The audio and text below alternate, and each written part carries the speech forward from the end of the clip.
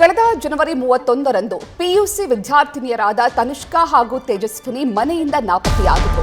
ಸದ್ಯ ಈ ಪ್ರಕರಣಕ್ಕೆ ಸಂಬಂಧಪಟ್ಟಂತೆ 3 ತಿಂಗಳು ಕಳೆದರೂ ಕೂಡ ಈ ಇಬ್ಬರು ವಿದ್ಯಾರ್ಥಿನಿಯರು ಇನ್ನೂ ಕೂಡ ಪತ್ತೆಯಾಗಿಲ್ಲ.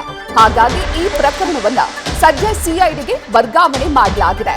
ಇನ್ನು ಸರ್ಕಾರ ಈ ಬಗ್ಗೆ ಆದೇಶವನ್ನ ಹೊರಡಿಸಿದ್ದು ಸಿಐಡಿ ಅಧಿಕಾರಿಗಳಿಗೆ ನಾಪತ್ತೆ ಕೇಸ್ನ ಫೈಲ್ ಅನ್ನ ವಿದ್ಯಾರಣ್ಯಪುರ ಪೊಲೀಸರು ಹಸ್ತಾಂತರ ಮಾಡಿದ್ದಾರೆ.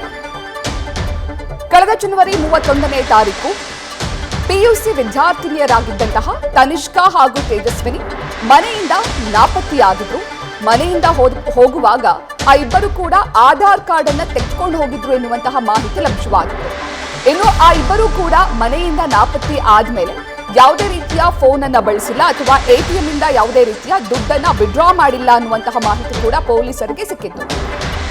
ಅವರಿಬ್ಬರು ಕೂಡ ನಾಪತ್ತೆಯಾದಂತಹ ಸಂದರ್ಭದಲ್ಲಿ ಸಿಸಿಟಿವಿ ದೃಶ್ಯಾವಳಿಗಳನ್ನ ಆಧರಿಸಿ ವಿದ್ಯಾರಣ್ಯಪುರ ಪೊಲೀಸರು ತನಿಖೆಯನ್ನ ಆರಂಭ ಮಾಡಿದ್ದಾಗ ಮಲೆಮಹದೇಶ್ವರ ಬೆಟ್ಟಕ್ಕೆ ಹೋಗಿರಬಹುದು ಅನ್ನುವಂತಹ ಮಾಹಿತಿ ಸಿಕ್ಕಿತ್ತು.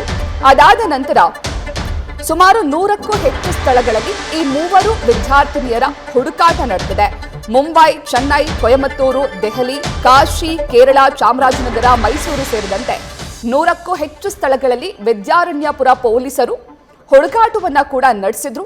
ಆದ್ರೆ ಇಲ್ಲಿವರೆಗೂ ಕೂಡ ಈ ಇಬ್ಬರು ವಿದ್ಯಾರ್ಥಿನಿಯರ ಸಣ್ಣ ಸುಳಿವು ಕೂಡ ಸಿಕ್ಕಿಲ್ಲ.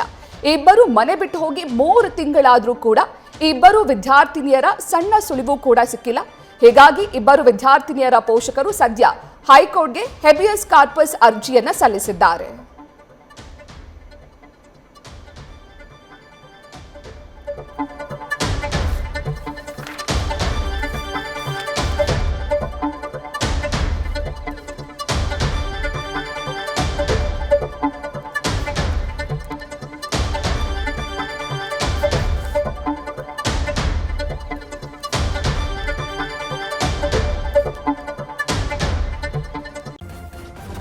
ನ್ಯೂಸ್ ಫಸ್ಟ್ ನಿರ್ಭೀತಿಯಿಂದ ನಿಮ್ಮ ಪರವಾಗಿ.